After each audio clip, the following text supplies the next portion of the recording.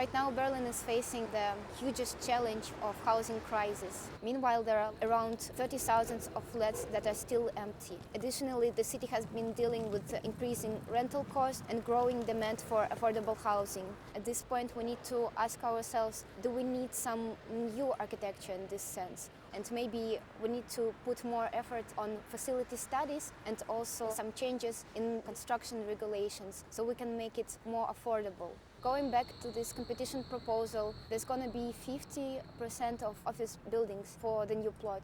But post-pandemic reality is that right now people don't really need this old-fashioned typology of office buildings. So 50% of the time the buildings are still empty. And last but not least, we need to think about the ecological part of this design. There was a study about grey energy of former state laboratory. Author came to the conclusion that demolition of the building is going to be responsible for almost 5,000 tons of CO2 equivalents. And for comparison, we can talk about 900 hectares of forest, which is about 5 times the area of Tiergarten.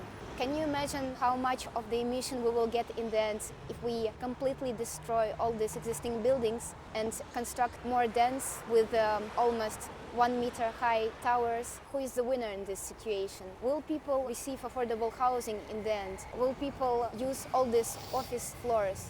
It's impossible to say for sure which solution is much better without transparent facility studies that should be, in the first place, be made by owners of the plot. This building and the issues it faces is a symptom of a bigger problem that the construction market is facing currently at this day and age.